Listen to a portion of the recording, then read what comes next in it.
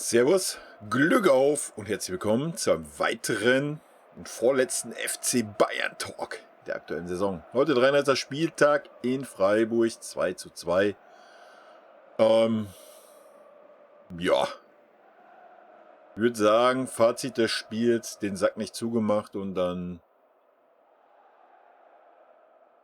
das, was passiert im Fußball, bekommt man halt einfach den Ausgleich. Ja? Man hätte halt vorher schon das 3:1 machen müssen. Ich denke, da müssen wir uns nichts vormachen. Allein Levi hatte genug Chancen dazu. Ansonsten muss man auch sagen, dass es Freiburg echt ordentlich gemacht hat, zweite Halbzeit. Sehr stark, das 2:2, sehr, sehr stark vom Günther. Der Günther war generell das Spiel sehr, sehr stark. Also muss man ganz klar sagen, er hat unsere linke Seite da gut beschäftigt und gut im Griff gehabt. Ja? Das muss man einfach mal neidlos anerkennen. Hat wirklich ein mega starkes Spiel gemacht. War für mich auch insgesamt gesehen der beste Mann auf dem Platz, auch uns eingeschlossen. Ich denke, bei uns war es eine solide Leistung. Also erste Halbzeit die erste halbe Stunde hat mir gar nicht gefallen. Da waren ganz wenige mal auf Normalniveau. Vor allem unsere Außen, Gnabry und Sané, war erste Halbzeit echt sehr, sehr wenig. Müller war jetzt auch nicht so viel. Süle hinten war auch sehr, sehr unsicher. Auch zweite Halbzeit war beim Süle nicht viel mehr, muss man fairerweise sagen. Gnabry war ein Totalausfall, muss man auch mal sagen. Hat 90 Minuten durchgespielt. Warum, wieso, weshalb? Fragen Hansi. Ich freue mich, dass er nächstes Jahr weg ist und ich mich hoffentlich nicht mehr über Spieler aufregen muss, die keine Leistung bringen und trotzdem spielen. Alaba dasselbe heute, war wieder unterirdisch in meinen Augen. Ja, hat über die 90 Minuten 3, 4 gute Aktionen gehabt. Dagegen stehen 20 schlechte Aktionen. Einfach auch, wo er als defensiven Mittelfeldspieler einfach rumläuft wie ein orientierungsloser Junge in der E-Jugend. Gerade erste Halbzeit. Er war wieder überall und nirgendwo. Zweikämpfe hat er gar nicht gewonnen. Pässe war auch gar nichts. Er hat einen Kimmich null unterstützt, war irgendwie so halb links hinten. Also, Real Madrid, freut euch auf einen super defensiven Mittelfeldspieler. Also keine Ahnung, der Alaba muss auf jeden Fall in die Rolle reinwachsen. Also bei uns habe ich da noch nicht eine gute Leistung auf dieser Posi gesehen. Ja, zweite Halbzeit war es ein bisschen besser. Er hat da zumindest die Position ein bisschen besser gespielt. Nichtsdestotrotz war er zweikampfschwach. War in der Spieleröffnung nicht gut. Also hat mir nicht gefallen. Fertig, meine Meinung. Zweite Halbzeit, Sané war auf jeden Fall ein bisschen besser. Gnabry war weiterhin Totalausfall.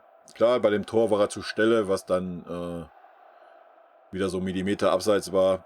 Können wir uns wieder drüber aufregen, über diese Linienzieherei da. Ist halt so, was willst du machen. Sané hat in der zweiten Halbzeit mal so ein bisschen aufblitzen lassen, dass er nach vorne auch was kann. Erste Halbzeit war er auch schon engagiert, aber mehr nach hinten in den Zweikämpfen. Das hat er gut gemacht. Nach vorne hat ihm wie in den letzten 10 Spielen einfach die Durchschlagskraft gefehlt, das letzte Quäntchen irgendwo. Das war zweite Halbzeit besser. Was heißt besser? Es war gut, zweite Halbzeit war wirklich gut. Aber die Spieler gehen wir gleich mal durch. Zum Spiel. Ja, es war nett anzusehen, hat mich jetzt nicht von der Sitze gerissen, ging halt um die goldene Ananas. Ja, für die Freiburger wird es eventuell noch um Platz 7 gehen. Denke, hat man auch ein bisschen gesehen, die waren heiß. Haben gut dagegen gehalten. Ja.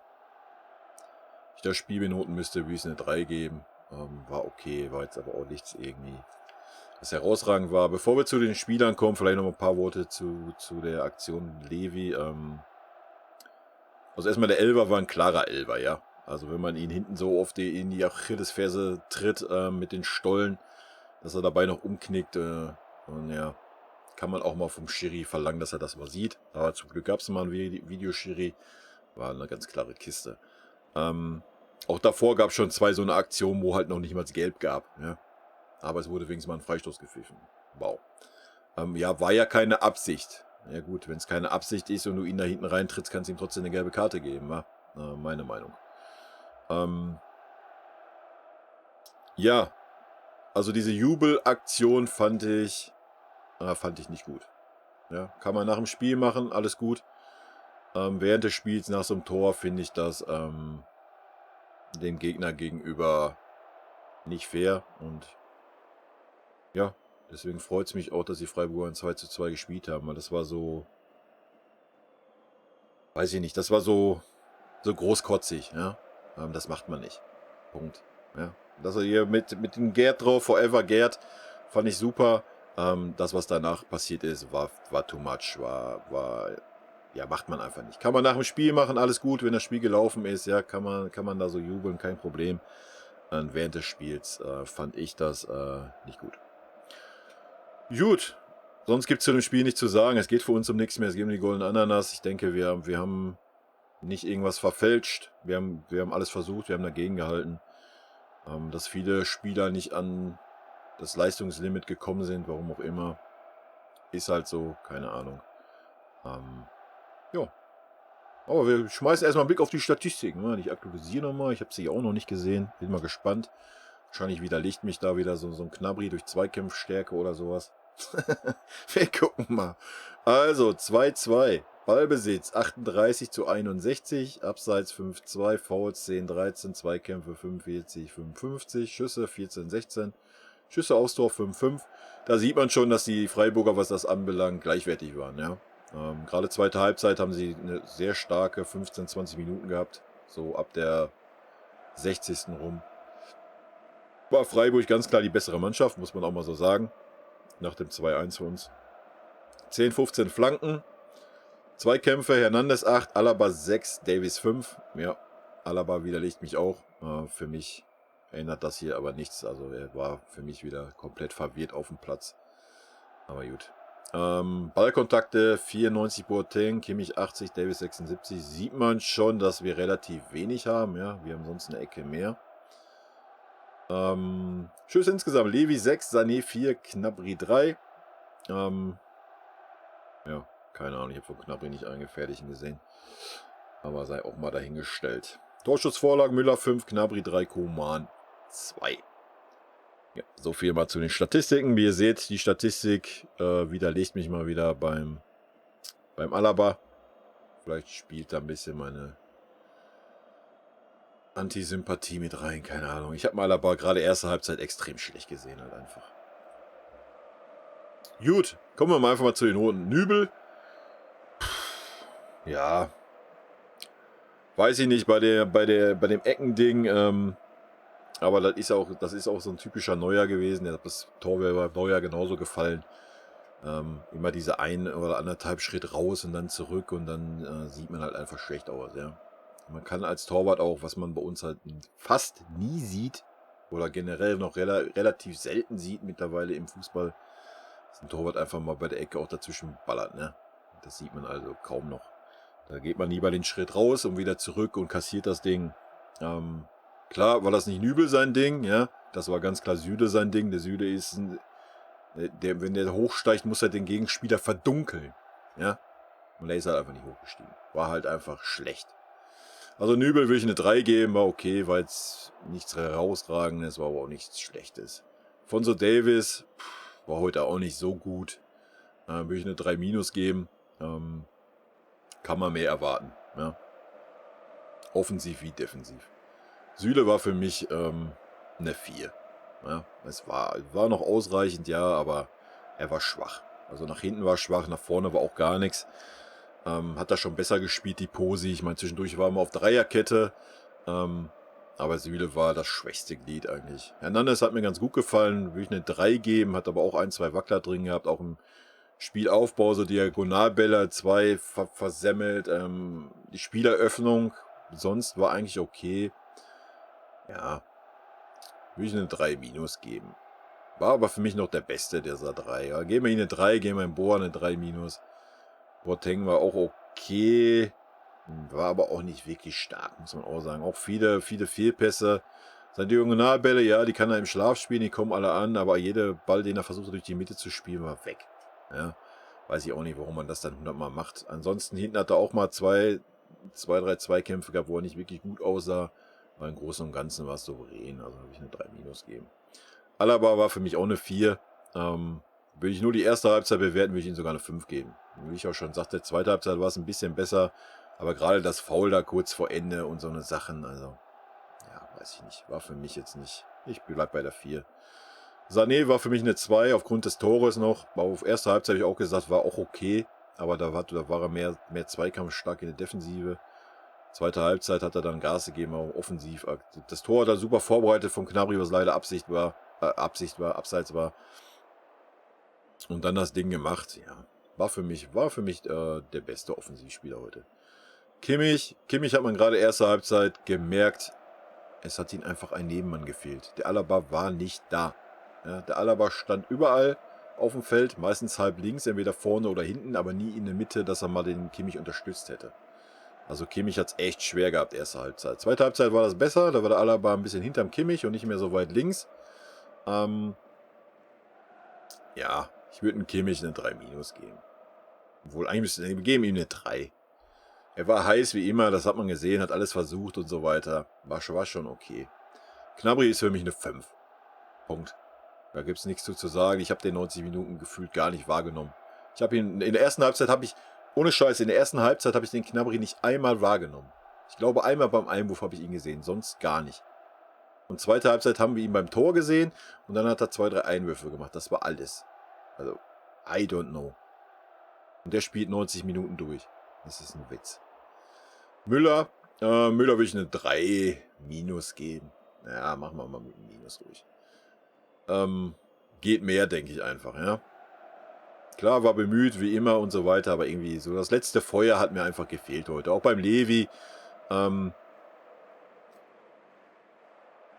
Ich weiß nicht, Theorie von mir, nach dem Elfer-Tor, 40 mit Gerd Müller gleichgezogen. Ich weiß nicht, ob er ein bisschen an sich selber Hemmung hatte, heute das 41. zu machen. Es kam mir so ein bisschen so vor, was ich auch verstehen kann. So aus Respekt vom Gerd vielleicht. Jetzt nicht bewusst, vielleicht so ein bisschen unterbewusst, so, weil die Dinger, die er noch hatte, ja, normalerweise macht er da noch einen. Er hat noch 2 Riesendinger gehabt, nochmal einen so einen halben.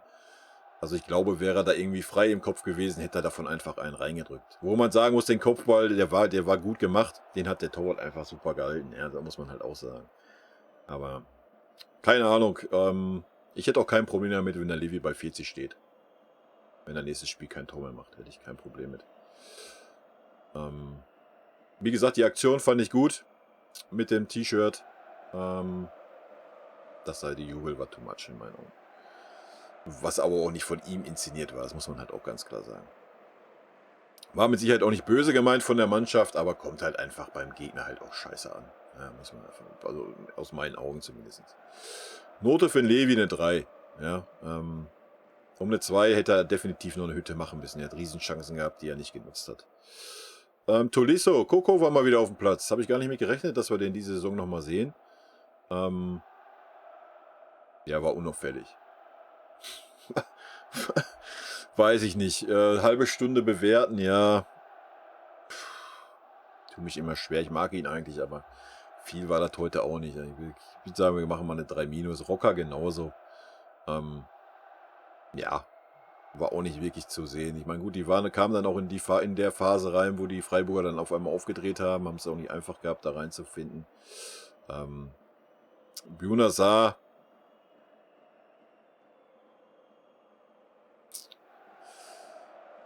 17 Minuten, Leute. Ich gebe einfach keine Note, ja. Ich denke, das wäre das Humanste.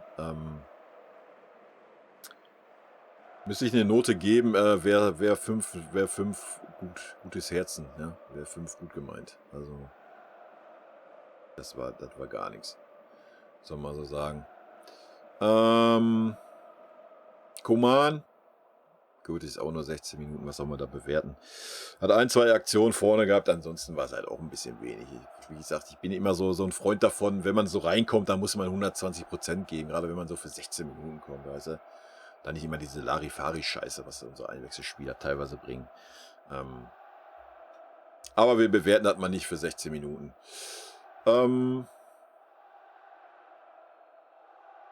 Ja, was haben wir heute gesehen? Wir haben eigentlich ein typisches Bayern-Spiel gesehen, viel über Außen.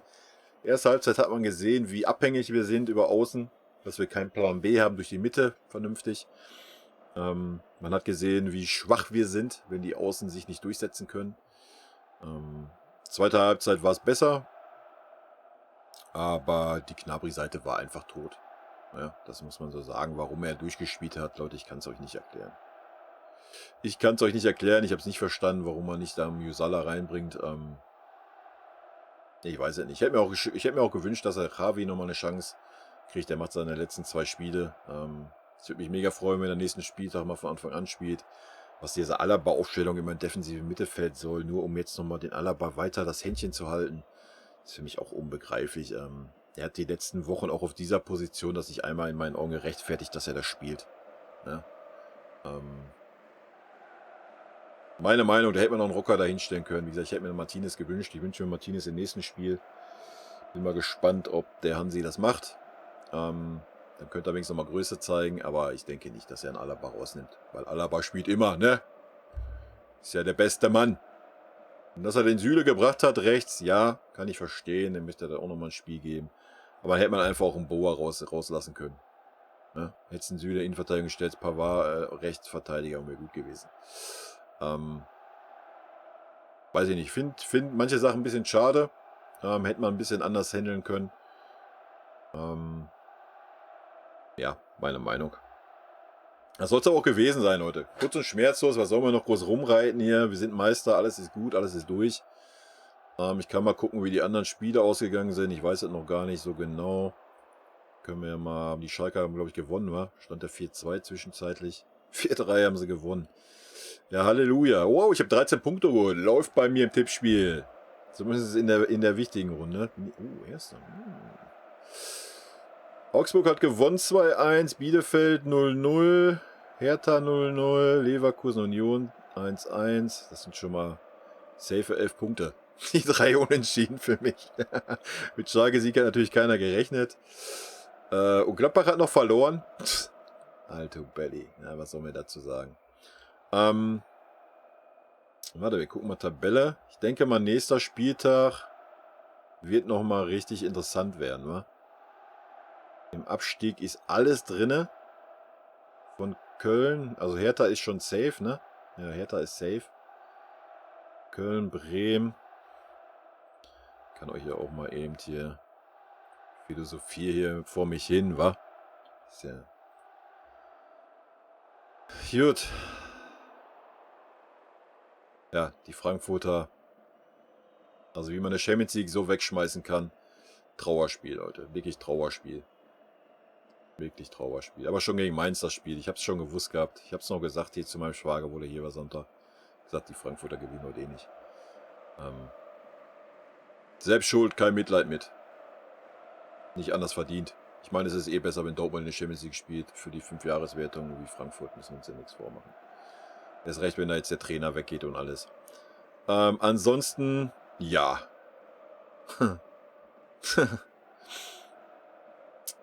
Ja. Ne? Icke, schöne Grüße. Ich hab's dir gesagt, die Unioner werden 7. Ist zwar noch nicht durch. Ich weiß nicht, gegen wen Union spielt am letzten Spieltag, aber selbst da ist noch spannend. Von Freiburg bis Union, also Freiburg, Stuttgart, Gladbach und Union könnten reinkommen. Können ja mal gucken, ey. Letzter Spieltag. Steht ja auch ein bisschen schlecht, ne? Stuttgart gegen Bielefeld. Uiuiuiui, da ist dann natürlich noch richtig Feuer drin. Frankfurt, Freiburg. Na, sollte man auch nicht unterschätzen. Gegen wen spielt denn Union? Zu Hause gegen Leipzig. Ja, guck mal. Das ist doch ein gefundenes Spiel für die Unioner. Ich denke, ein Unentschieden wird nicht reichen, aber wenn sie gewinnen, sind sie ja safe durch, wa? Auf den 7. Ja, schön. Ja, und unten, wie gesagt, unten wird nochmal spannend, ne? Hertha ist safe. Bielefeld, wäre schlecht, wenn Bielefeld absteigt. Ich bin der Einzige, der nicht als Absteiger hat. Ich habe aber die Kölner als Absteiger. Das würde mich nochmal richtig pushen im Tippspiel. Ja, Bremen. Köln, Bremen, Bielefeld. Soll ich mal eine Prognose geben? Köln spielt zu Hause gegen Schalke. Ich glaube, das gewinnen die Kölner nicht. denke, das wird maximal ein Unentschieden werden. Die Schalker wollen sich nochmal anständig verabschieden. Man hat die letzten Spiele schon eine aufsteigende Tendenz gesehen, aufgeführt. Heute haben sie es mal irgendwie nach Hause gebracht. Ich weiß nicht wie, ich habe nichts gesehen. Mein Tipp ist, die Kölner spielen unentschieden. Stuttgart-Bielefeld, oh, ganz schwer. Ganz schwer, weil die Stuttgarter haben natürlich jetzt noch die Chance, 7. zu werden. Weiß man nicht, wie heiß die sind. Weil die Bielefelder sind doch immer für eine Überraschung gut. Eigentlich würde Stuttgart gewinnen, ne? Und Bremen gegen Gladbach. Ja, Gladbach hat sich erledigt, wa? Ja, ne, rein theoretisch haben sie auch noch die Chance. Ja, Bremen ist halt auch... Ja, das ist Not gegen Elend, das Spiel. Wahrscheinlich am Ende des Tages spielen sie alle 3 unentschieden und es bleibt, wie es ist.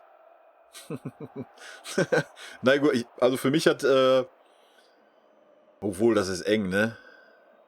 Aber für mich hat Bielefeld die besten Chancen. Ich glaube nicht, dass die Kölner gewinnen gegen Schalke. Und dass die Bremer gewinnen werden, glaube ich auch nicht. Gut, den Bremer wird eventuell auch einen Punkt reichen, wenn Bielefeld verliert. Ja. Mal ein kleiner Ausblick einfach mal auf den letzten Spieltag der Bundesliga, wa? Für uns ist ja so nichts mehr drin oben. Für uns ist ja alles durch. Da geht es doch darum, ob Levi noch eine Hütte macht oder nicht. Wir spielen gegen Augsburg. Das Schöne ist, Augsburg ist safe. Das freut mich. Die müssen nicht absteigen unbedingt. Mal so einen bayerischen Verein drin behalten ist doch super. Von daher weiß ich noch nicht, ob ich nächste Woche unbedingt so einen normalen Bayern-Talk mache. Vielleicht knalle ich mir die Konferenz rein. Oder ich gucke erste Halbzeit vielleicht Bayern. Oder bis zur 60. oder 70. gucke ich Bayern und dann die letzten 20 Minuten gucke ich mir Konferenz an. Weil wie gesagt, je nachdem wie die Ergebnisse dann sind, ne, es ist unten eng, es ist um Platz 7 eng, könnte eine interessante Konferenz werden. Muss ich mal gucken, lasst euch überraschen. Ansonsten gibt es nach dem Spieltag einen ganz normalen erstmal Talk, Bayern-Talk zum Spiel und dann im Laufe des Wochenendes werde ich einmal so meine Meinung zur Bundesliga sagen und dann natürlich meine Meinung, das werden 2 separate Videos werden, meine Meinung zur Saison des FC Bayern und dann vielleicht nochmal ein Video, wo ich die Spieler mal so saisonmäßig bewerte. Also 3 extra Videos werden es dann werden. Ob ich die dann alle an dem Wochenende schaffe, weiß ich nicht, aber dann so, ich meine, wir haben mal ein bisschen Zeit, dann erstmal ist ja Sommerpause, ne? Da wisst ihr auf jeden Fall, was da auf euch zukommt. Gut, Leute, das soll es gewesen sein. Ich wünsche euch, falls ihr das Video heute seht, einen schönen Samstagabend, ansonsten einen schönen Sonntag oder einen guten Start in die neue Woche. Bleibt gesund, rot-weiße Grüße gehen raus, wir sehen uns nächste Woche. Bis dann, tschüssi.